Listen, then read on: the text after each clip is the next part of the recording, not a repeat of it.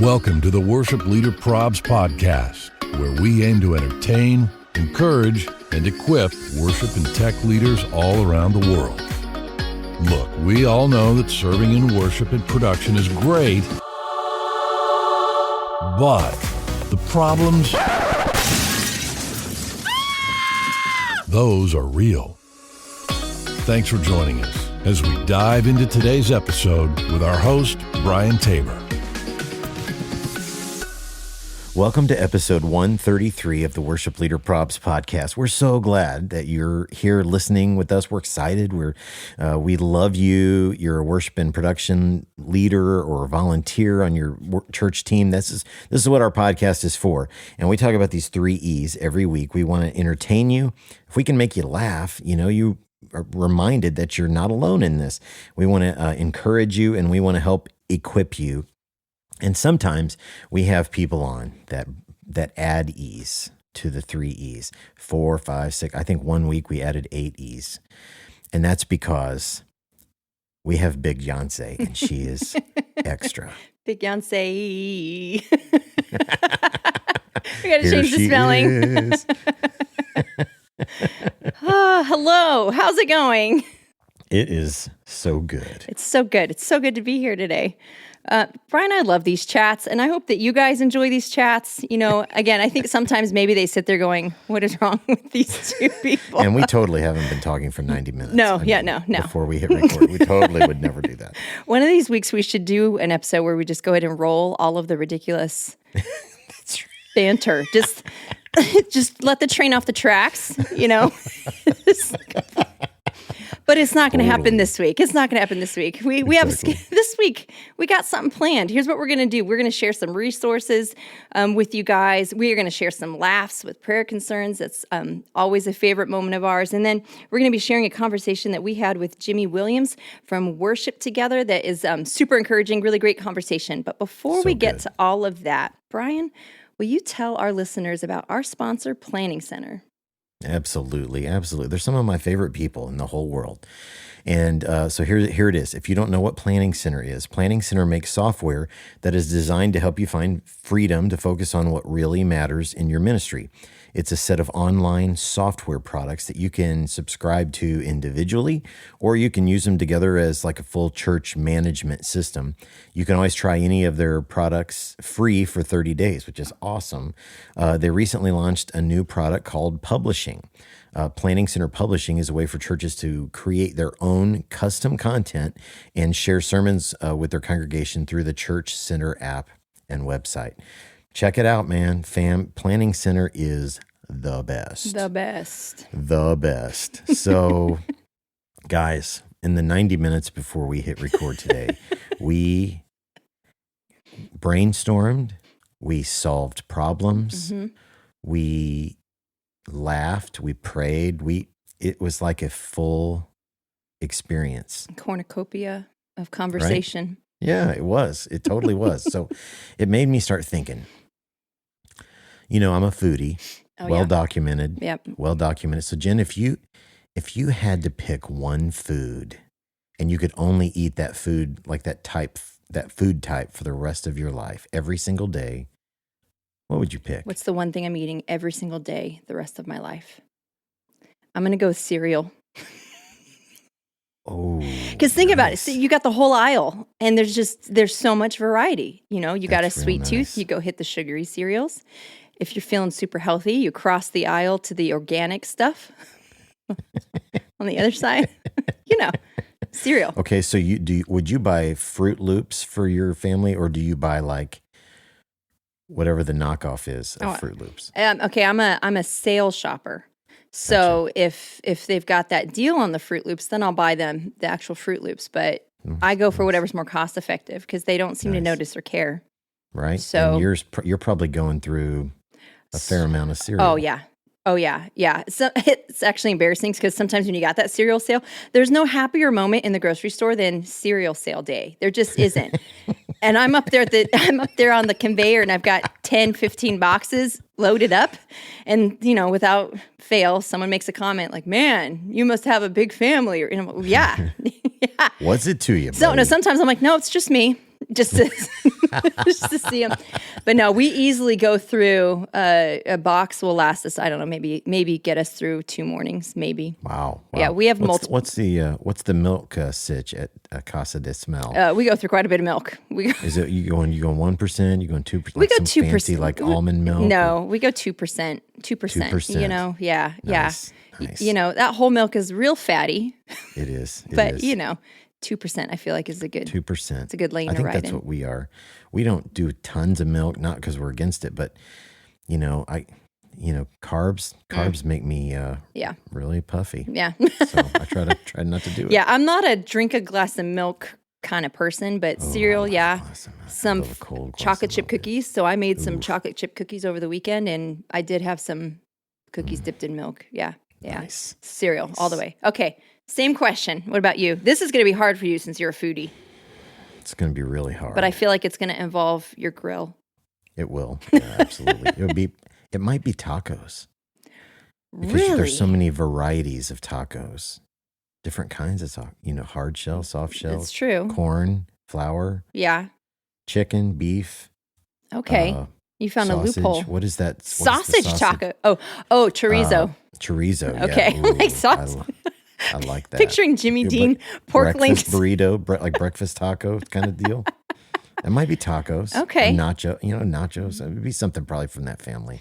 Okay, so I'm seeing a theme with you because this reminds me of a conversation we had last week about Taco Bell. Guys, the comments, the DMs. Oh my gosh. So we put a poll up because Brian and I both pronounced Taco Bell. Now I'm trying to say with no emphasis differently.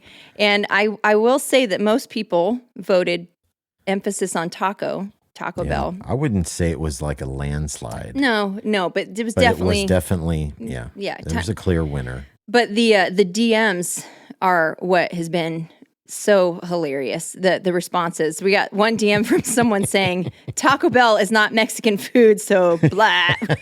Which I do feel the need to clarify. I don't think any of us said Taco Bell is Mexican food. We clearly said it's late night shame food. Yes, exactly.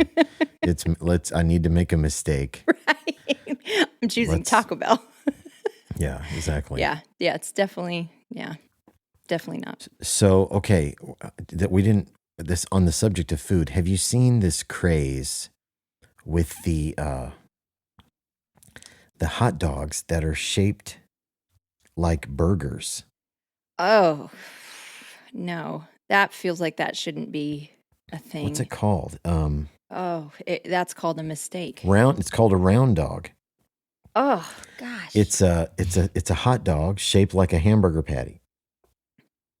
It gives you a lot of surface area to get, grill marks on and stuff. Like, but I'm then intrigued, Jen. I got to tell you, I made an order of some round dogs. Okay, we're gonna need a live of that or a I'll reel, do it, man. something, I'll do it. because I'm not sold on that. Do you do like all beef hot dogs, or are you Absolutely. okay? Absolutely. I'm like, please don't tell me you're doing Highest quality I can possibly get. What's your favorite brand of beef hot dogs? That's a great question. The store that we go to, I know they're Angus. Dang. Like okay, Brian. hot dogs. Yeah, Wow. like that's pretty high. Wow. Pretty high on That's the a old, bougie hot dog you're eating there. You call me extra, you're getting Angus beef hot dogs. Hey man, my body's a temple, Jen. I got to take care of it. You know what I put into my temple matters. Oh man, you guys can see the noticeable difference between me and Brian. I go cereal aisle, and Brian's buying Angus Tacos, beef man. Yeah, hot exactly. dogs. Angus Wow. beef. You could probably make a hot dog. You could make a taco out of a hot dog You could. as the meat. You could. Oh, fish tacos. Okay, wait. Yeah, tacos was a great It's a answer. strong choice, That was Jen. strong. I'm telling you. That was strong. This temple didn't just happen. Okay. It's very intentional. Oh my gosh. Wow. So, hey, I can't help but notice that you are decked in some WLP I am. swag today. Got it on today. Nice. So comfortable. Yeah. Yeah. You're digging it. I am. So where can somebody, if they're like, hey, Yancey's got it, I got to have it. Where do they go to get it? You got to go hop on www.worshipleaderprops.com. That's where, I mean, you guys could just go check out the website. There's a whole lot of stuff on there. There's lots of content. We've got links to the podcast, but we have a merch tab on there. And it's just, you can scroll to your heart's delight. We've got all kinds of designs on there. We got some prayer concern shirts. You've got your standard worship leader prop shirts. There's some lyric shirts. You've got hats and beanies and all kinds of stuff. And we're constantly adding new items to the store.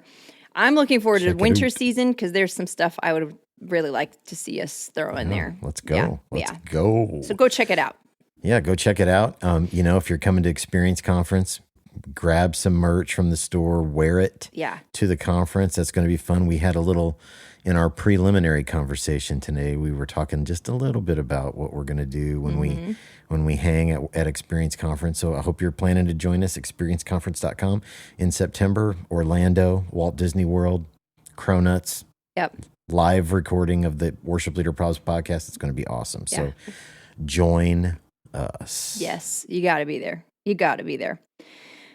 Well, Brian, we've laughed, we've talked, we've prayed.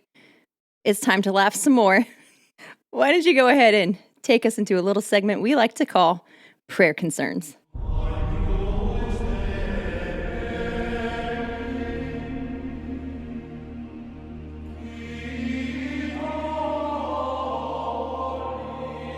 I have to tell you, your setups have been on point. I kind of wish people could see the video of us talking, because trying to make it through some of that stuff and watching each other laugh. It's tough. It's tough. It's tough. I'm going to be honest with you. It's tough. But fam, okay, so prayer concerns. Occasionally, we take these on the website. You click on the prayer concerns tab. Occasionally, people think they're legit prayer concerns, and so we get actual prayer requests, and we pray for those. But here's what we mean.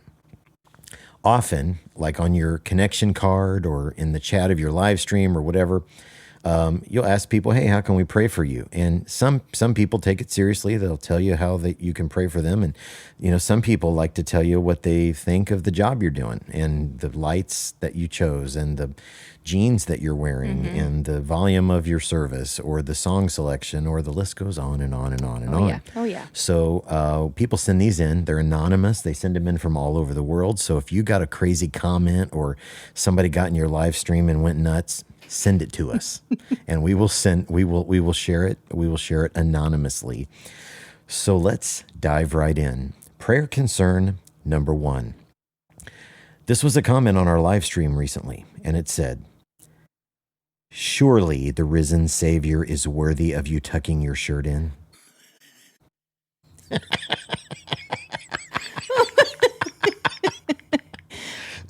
They realize that the risen Savior didn't have pants back when. So I don't know if he's going to be that offended about a shirt tuck. Oh, man. Caught me. Wow. You got me. Wow. You got me. Yeah. Come on, fam. Come on, fam.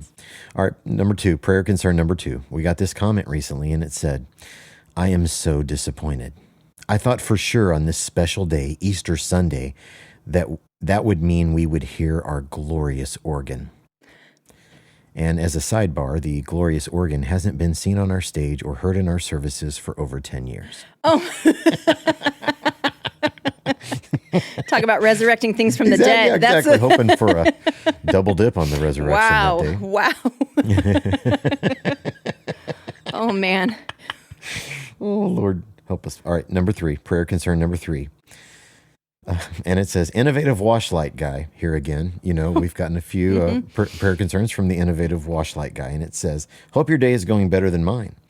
My mother, the woman who gave me birth, told me that I should come to their church and listen to their worship leader because she really likes him.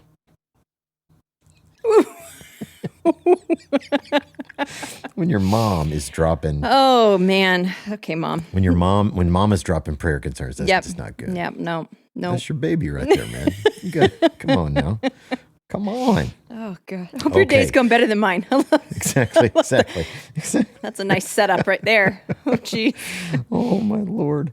Okay, so last week, making her triumphant return to the prayer concern section was Alice. Yes. So we have another We have another note from Alice. Alice strikes again. Alice strikes again. So this one says, Pastor, yesterday the praise team sang the song whose title is probably You're So Good, and another song before that, which was performed by our choir and praise team. They have wonderful messages and great tunes, but I am sick to death of them. One of the bad parts about You're So Good is that the chorus is sung so many times that I want to scream. I need that song and the other ones like it with dragged out choruses and sang often. I need them to end so we can go on to another. There are so many other songs. You've told me it's hard to get people to learn a new song, but you're their boss. Blessings, Alice. It just kept going and going. I think Alice needs to start a blog. Yeah, she does. Let's start a roast campaign. blog. Yeah. A roast blog. And remember, Pastor, you're their boss. You're their boss. Oh, you're the boss of them. Oh my gosh, Alice. Oh my Lord. Wow. Oh my Lord. Okay. All right. Number 5, prayer concern number 5. This is the last one and the bottom of the pudding cup. It says, someone recently told me they were praying for my salvation since I said we should shout and dance before the Lord. They thought that I had a demonic spirit in me and I would be the reason the church would eventually close its doors. Please pray for me to be delivered. What? Oh my God. Oh, guys, it's in the book, man. Right. Come on. Oh my goodness gracious. Come on, fam. Oh, lovelies, you did it again this week. So thank you. Those are prayer concerns. You can submit yours anonymously at worshipleaderprobs.com by clicking on the prayer concerns tab. We'll never share your name or your church's name. You'll always be anonymous. We may roast on the people who send them like Alice occasionally, but that's all we'll do. We don't know which Alice. It's just an Alice. So Jen and I recently had an opportunity to sit down with this, like the most fascinating guy in music, worship ministry, Jimmy Williams from Worship Together. Like if you've ever watched a New Song Cafe or any of the videos, like Jimmy's the guy doing the interview. So we thought it'd be fun to turn the tables on Jimmy and interview him. So check out our conversation with Jimmy Williams from Worship Together.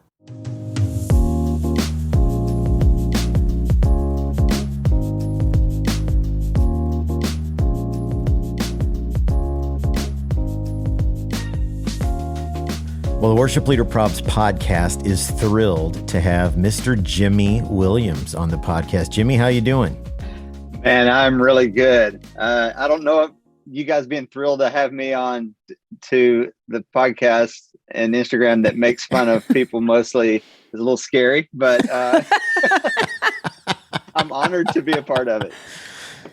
Oh, man, we love what you do, and we are huge fans, and so just, man, thanks so much for taking the time. You guys, I'm always fascinated when we get a chance to talk to people who are a part of and represent ministries that are making ripples all over the planet. And that certainly describes Worship Together and all the work that you do there. So thank you on behalf of the guys and gals like me and Jen who are in local churches doing this. Thank you for all that you're doing for the kingdom. Oh man, well, thank you. That's an honor, and man, I'm just blessed to be a part of it. It's a great team here. That's awesome. So, Jimmy, how have you navigated this COVID season? You spend a lot of time, I think, traveling around and interviewing. So all of that got shut down last year. So how have you done through COVID? What have you been up to?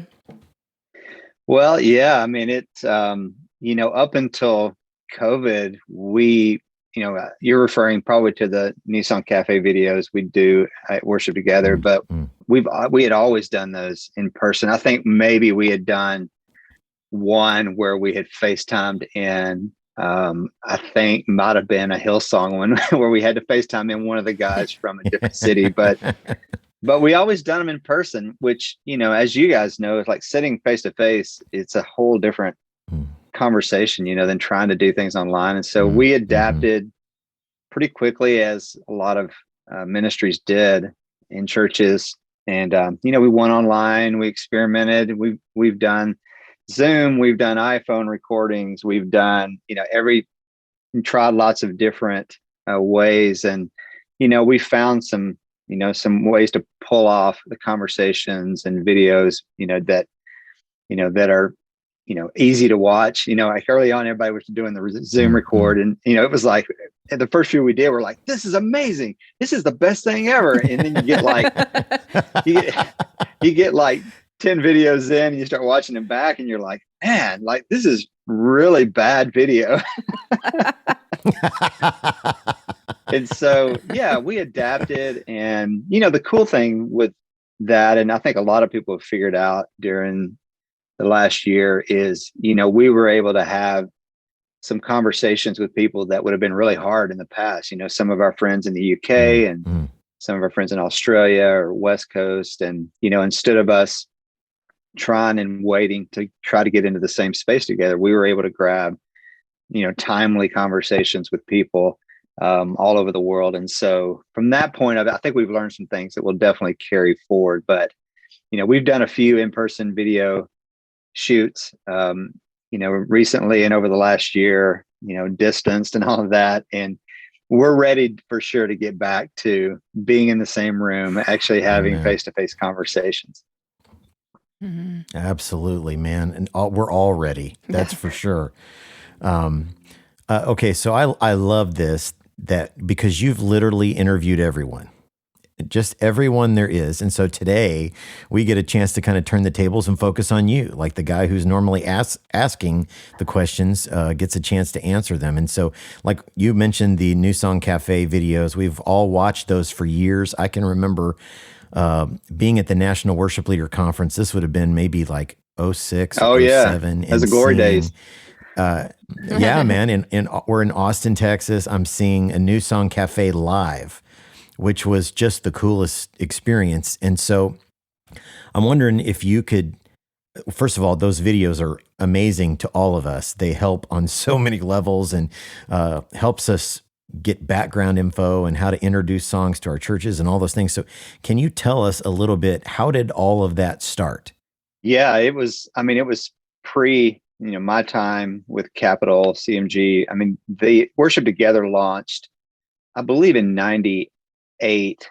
And it really launched as an online resource for churches. Back then everything was pretty much CDs, and, iTunes was just coming online. And, it was hard to find, like if you wanted modern worship music, it was really hard to find it. A lot of local bookstores weren't carrying it.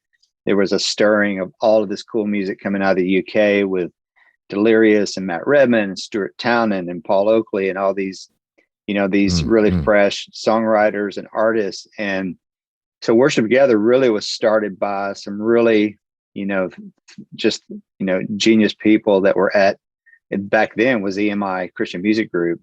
And, it was Craig Donegan, who's now works with Gateway Church, still involved in music, and Steve Rice, who is still, in music doing some things. And so those guys, they started it to be able to get music directly to the churches. They kind of bypassed the traditional Christian bookstore model, and they went directly to churches and worship leaders. And we were selling digital print, and then the audio, they would buy the CDs or they would eventually download. And so, that's the way it started. And so the cafe video, became a way of introducing these songs, of getting interview thoughts behind the song. And, the actual format of the videos has morphed a little bit over time. It started off, it's funny to go back and watch some of those videos. Watch the Tomlin, How Great Is Our God video. And, the audio was, it was just like a guitar and a microphone, into a little 4-track, digital recorder. And so, it wasn't super polished. It was raw. And the interviews at the time, we utilized a combination of, we would have developing artists that we would use to interview. And then there was a gentleman by the name of Rick Kua, which you probably remember. Rick was at EMI Christian Music Group at the time and was working with Worship Together. And he was really great. It's funny because people will be like, you and Rick like look alike, man. It's like, whatever, man. Rick's like a foot taller than me, but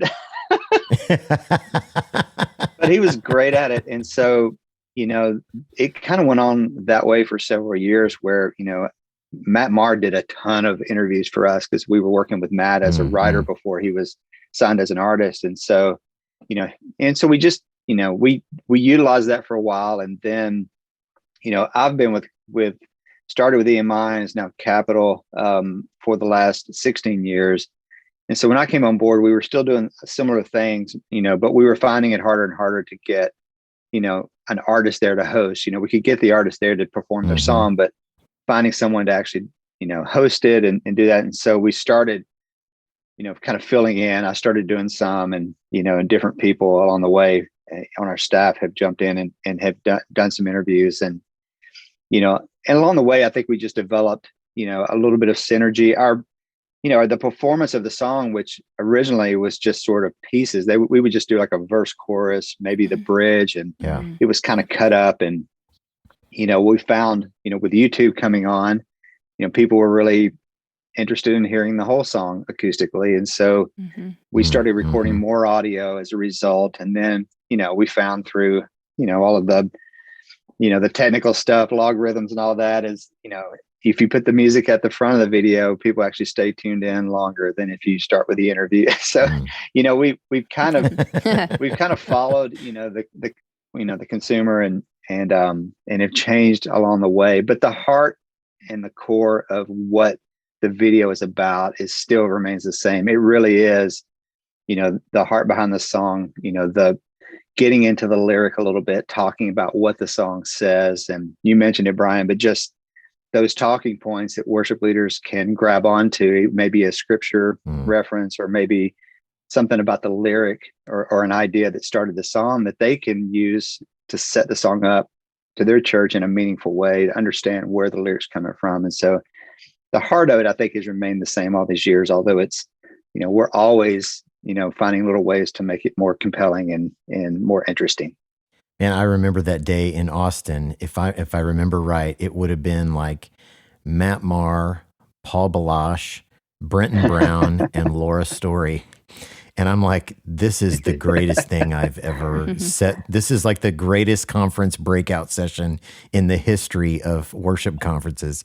It was incredible. I loved it. Oh yeah, that's awesome. I mean, we don't get to do as many of those just because the whole conference scene has changed so much in the last few years, but I think the last one we did live was at maybe Worship Together 2018 or something. It was a surprise, actually. We didn't even announce it, but we did one with Crowder on the main stage in the big room for, I think the song was My Victory. So we brought Crowder, Ed Cash out, and Hank Billy, all the writers came out, and we did a crazy fast set change and actually recorded the cafe for that in front of a live audience. And so that's awesome. That's really been, I think that was the last time we actually did one in front of people where you can't mess up. That's funny. And you guys were using the word cafe before it became trendy and cool, which is right. I guess so. I remember way back because I was doing church worship before I even came to back what was EMI at the time. And Vineyard released that cafe series. There was actually like 2 or 3 volumes. There was like a gosh, I can't remember. Butler was one of the guys, Scott Underwood, I think, and like, that was the first time I'd sort of clued into that, like the cafe type of vibe or whatever. I don't know if that's where the original idea came from, but I know we were early on. We partnered a lot with Vineyard in doing things. So I wouldn't be surprised. Yeah. That's awesome. So do you see any trends on the horizon when it comes to worship music?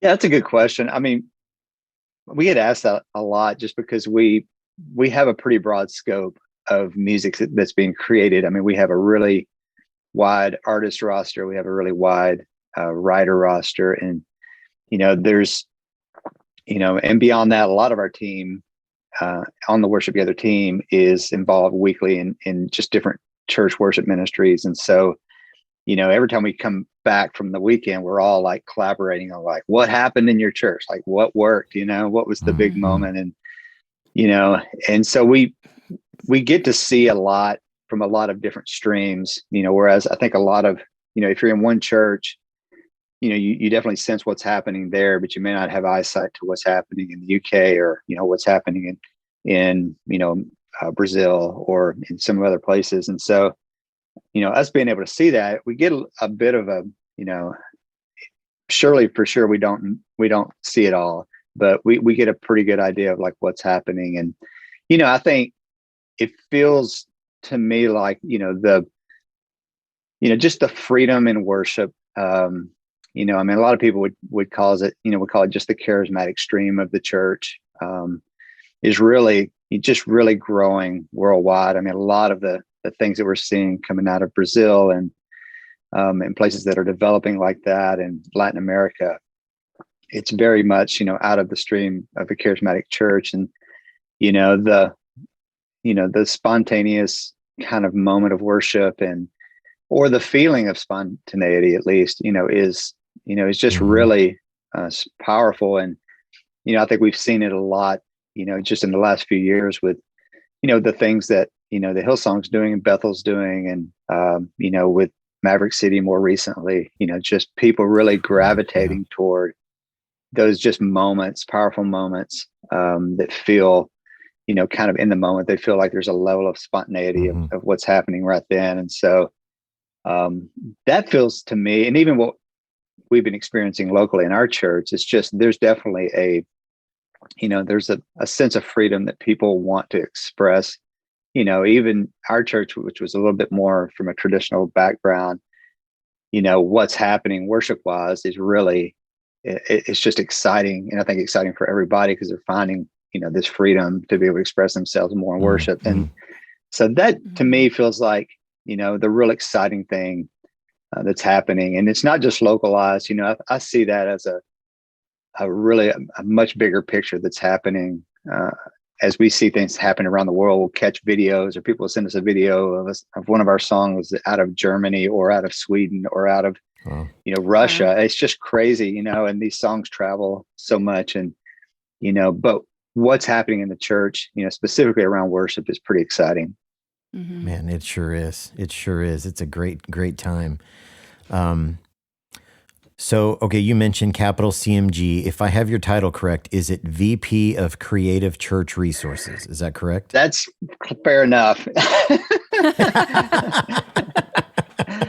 Yeah, I mean, we've the thing with Capital is like we're all like this big team, and so what you're doing today may be a little different tomorrow, and but I've worn a few hats since I've been there over the last 15, 16 years, and I worked with songwriters real directly for a few years, and then I've worked with Worship Together and the whole time, and then even in the last 3 or 4 years, even with our print products division and stuff like that. So they sort of try to like give a title, and it's sort of like, how do we talk about all the 100 different things that you actually do, and they're basically, it's like, yeah, it's creative and it has to do with church, so let's call it that. Well, I love that all of your hats have this common thread of serving the local church, and that's where Jen and I live, and I love that. And so, can you what else? We've talked a little bit about the Worship Together piece. What else is involved in your role there, and what kind of has you excited about what you see God doing? Yeah, I mean, I'm definitely one of a handful of people on our team that that are just all of my background was out of the church. I was a worship leader before I came to Capital, and along the way I've just been still a part of it. I'm still involved weekly with my church team, and that's typically the hat I end up wearing is we create music. We work with artists and songwriters, and we create music, and at some point that music's going to interface, with the church. Um, and the church is, it's a living, breathing organism, and God is always doing something different. And so, what's happening there and how our music translates or is accepted, or, kind of, it all is kind of, it's always kind of morphing. And so I find myself a lot of times being, sort of in some ways an interpreter of music that we've created to the church. And obviously the cafe videos are part of that, and how we talk about those songs when we send them out in a newsletter or, on socials or whatever. All of that has to come through our team, and the language and how we present those songs has to match up with where the church is. And then going back the other way as well, it's like that we see these trends happening in the church, and we're passing that information through a lot of times to our creative teams at Capitol and our songwriters and our artists of, this is what we see happening. These are the types of songs that we see really churches are gravitating toward. These are the type of things that churches are singing about right now. And so a lot of ways we're passing information kind of back and forth. And I probably get more emails and calls, from different areas of our company of just like, either somebody sends a song and they'll say, hey, what do you think about this? Like, what's the church, how's the church gonna feel about this? What's the potential, in worship for this song?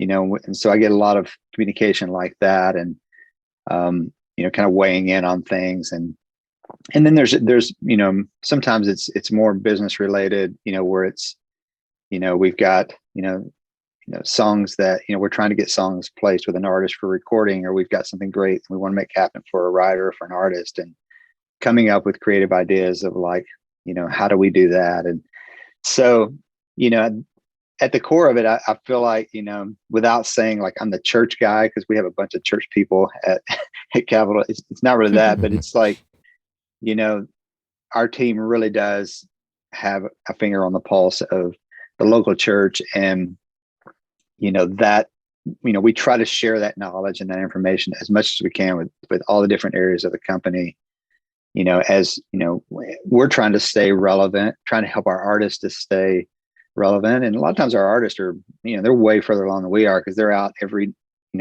well, before 2020, they were out playing music, but, right. They're out, they're leading songs, they're seeing how things respond, how things react, but often, what happens is, you may have a large church that's creating music, and what works in that environment, what works on their tour, what works in their worship nights, sometimes, might translate to the 200 member local church, with, average, below average musicians. And sometimes it won't translate. And so that's part of our job, I think, as well, is to, to try to help songs get off of the 2,000 seat platform and make sure that they translate into the 200 seat platform. And,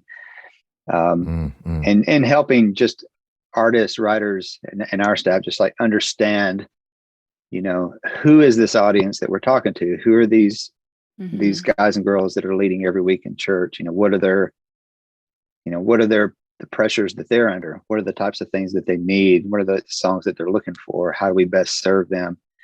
So, helping to kind of educate and pass that information back and forth, kind of helps our whole team sort of run, I think, stay current, and also make sure that we're putting out music that's, really hitting where people are. It's really serving them at the moments that they need it. And, and just trying to, be the best resource that we can be. Man, that's fantastic. That's awesome. So you have lots of ongoing conversation with artists. So I'm wondering, is there anybody that you haven't had a chance to interview yet? I mean, beyond me and Brian, I know that we're both really high on that list, but is there anyone that you haven't had a chance to interview yet that you would really hope to get to have a conversation with in the future? Oh man, that's a good question. Man, there's so many people. I love talking to people and hearing their stories. And man, I've just been so blessed, because of it's really because of the work and what Worship Together stands for that we've been able to talk to so many people, and but I'm just a fan of worship leaders and worship music. And so,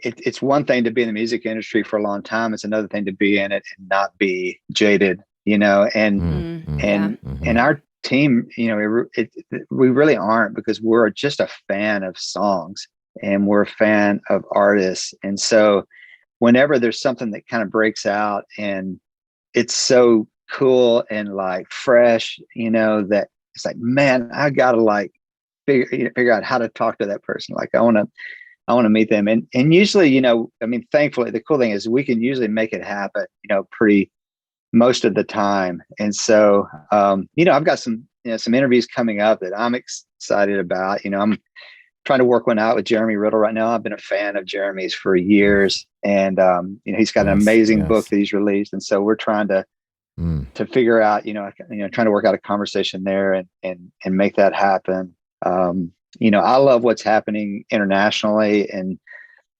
so I love, getting a word, and talking to somebody that's in a totally different context, either in another country about what's happening there. So those are some of the things, I get excited about. I'm just thinking through, like, is there, names of people or whatever. I don't know. I love pastors too. Like I love talking to pastors because I feel like, pastors really drive the worship culture in the local church. And, I think that's really even more evident in the last 5-10 years, it's really came on. And you think about churches like Hillsong, where Pastor Brian Houston is such an advocate for worship, or a Passion City Church where you've got Louis Shelley Giglio, such passionate, worship people, and, in Elevation and Pastor Stephen, that's, I think hopefully we're going to be able to talk to Louis, coming up pretty soon, around the new book that he's releasing. And I'd love to talk to Pastor Furtick as well. We've chatted on a cafe before, just around the blessing when that song released.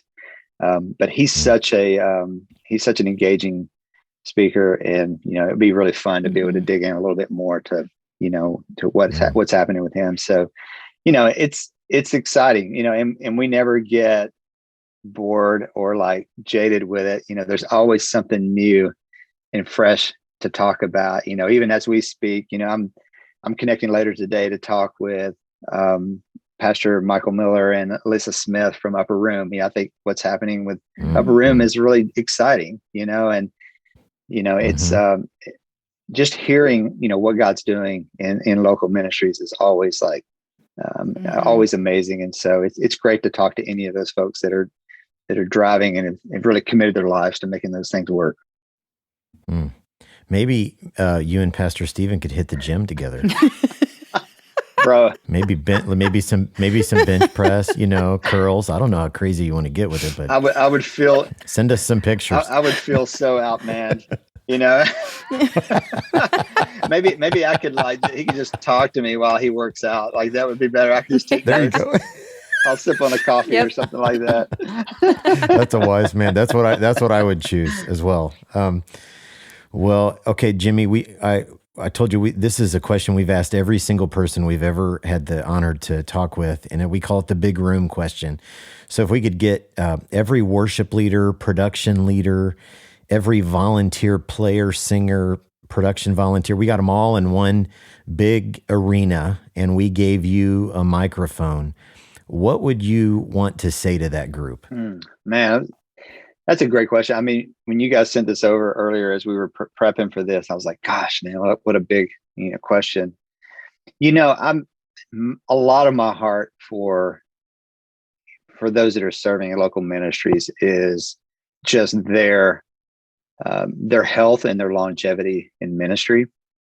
And, I'm aware of that. I've spent time, on church staff. I know how difficult it can be, not just from a workload. I think a lot of people look at church leaders and they're like, bro, like you drink coffee like half the day, and sit on your MacBook like, why don't you get a job? But what I don't think people realize is the emotional and the spiritual weight that those folks carry. And so, I have a real heart for people that are serving either, in any capacity, volunteer, part-time, full-time. I think, a lot of my heroes in ministry are volunteers, or bivocational people that are, working hard at a full-time job, but they love the church and they are serving there on their free time.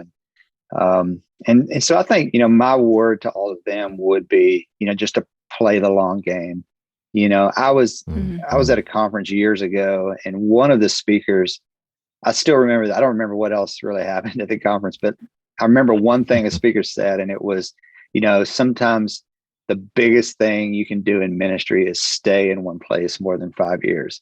And it really struck me because, I see, I've been in a lot of ministries and churches, and I just see how fast, sometimes people burn out and a lot of times especially in the worship circle, pastors, I think, are a little bit longer tenure, not much, but I think the last time survey I saw was like most worship pastors are about 18 months at a church.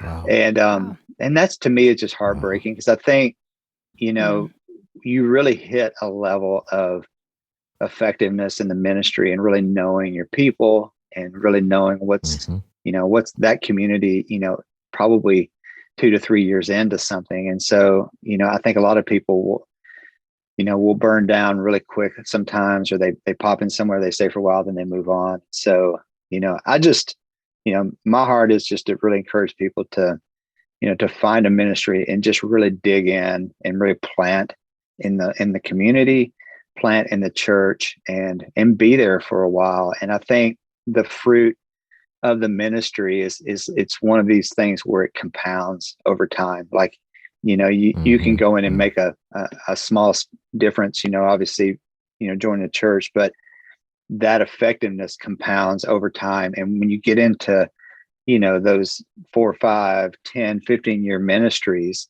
the ministry that's been sown and harvested and resown over all those years, it's a compounding effect. And, I've seen the results of people that have done that, and the fruit that comes out of that is amazing and incredible. So, that would be the word I would give. It would be to, find that place where you feel called and just get in there and like plant your family, plant your roots, and really stay planted for a while and let your ministry kind of grow and develop, roots in a specific and local church. That's so good. And I love one of the words you used there was reseed, because, there's going to be those times where you're maybe rebuilding or reaffirming the things that you did early on or tried to teach early on. So that's a great word, man. Thank you. And thanks for the time. I would say one of the things that I admire most about you, and there's a lot of things, but to have been doing this as long as you've been doing it, to remain, the interviews you do are always so genuine. Like, you're in the moment with that person. You're in the moment experiencing the truth of the song with them. And I love that about you. I've always kind of assumed that a conversation with you would be pretty much what it was today. And I really, really appreciate that about you. And I appreciate you taking the time. Well, that's very kind, Brian. I really appreciate you guys. Thanks for all you do. And, sometimes in ministry, in life in general, you just need to take a minute and laugh. And I'm thankful for you guys because I don't know why. Maybe it's because I've done worship for so long, but there's nothing funnier than watching someone else like train wreck in worship, as I've done 100 times. And you guys have brought so much joy and lightheartedness. Thank you. So I really do appreciate what you guys are doing. Well, thanks, brother. We appreciate you. And so, fam, make sure you go connect with Worship Together. If you're one of the few people on the planet who hasn't done that yet, make sure you follow them on the socials and go get involved with what Worship Together is doing, because it's moving the needle for all of us. So, Jimmy, thanks so much, man. We appreciate you. Thank you guys so much. And it's great to have this conversation. I really appreciate the invitation.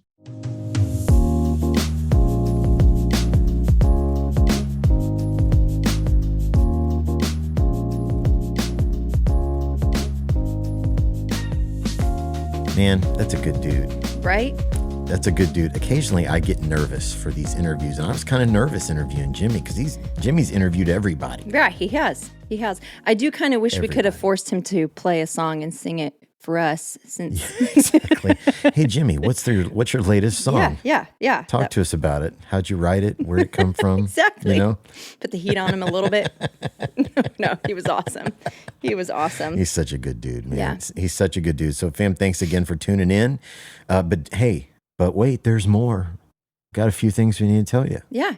Don't go clicking off of here yet. We're not done. Yeah, We're not done. Not done, man. Hey, listen, do us a favor. Remember to go hit subscribe wherever it is that you're listening to this podcast, and head on over to Apple Podcasts and leave us a 5-star rating with a nice review. We should only say nice things. So 5-star rating with a nice review. That just helps to get the message of the podcast out in front of more people. But I want to do something special today. So all of you guys who quit listening, you're about to miss out on this. But we're doing something special today. I want to highlight a podcast review that we got from Jenny M29, and she gave us 5 stars, and this is what she said. Awesome podcast. Worship Leader Probs both makes me laugh and challenges me. I'm so thankful for their encouragement and realistic insight. So Jenny M29, if you are listening, send us a DM, because we want to send you something special. We want to thank you for taking time to rate and to write a nice review about the podcast. So Jenny M29, send us a DM over Instagram, and we are going to send you something. What a thoughtful person. I know. So thoughtful. Jenny M, thank you. Thank you, Jenny. Jenny M29. Jenny M29. We love you. Hit Thank us you up, for that. man. Thank DM you for us, that. man. Thank you for that. And hey, thanks to all of you guys for following us on all of the socials at Worship Leader Probs on Instagram, Facebook, and TikTok. Things are blowing up over there. Blowing up over there. And you can also find us on Twitter by searching the hashtag Worship Leader Probs. Yeah, and we have one of the things that has been awesome about the podcast is we've made these amazing connections. Mm-hmm. And at the top of the list of people we are super grateful for are our friends at Maven Media Productions. You often hear us talk about Allie. Mm-hmm. You met Heath on the podcast a month ago. Just unbelievable people. And there's more than Heath and Allie, but most of our interactions are with Heath and Allie, and they're just incredible people. Yeah. If your ministry or your company or your church is looking for, help with leadership consulting or website design or logos or social media branding, any of that stuff, hit them up, mavenmediaproductions.com. They're just the best. Mm-hmm. And they're they're church people who love the Lord, and man, they will help you. They will do a great job. Yeah. And thanks to my brother, not my literal brother, but he's my bro, Scott Hoke, for our voiceover intro. Guys, we love you. Thanks for listening. We'll see you next week. And until next time, deuces. Smell you later.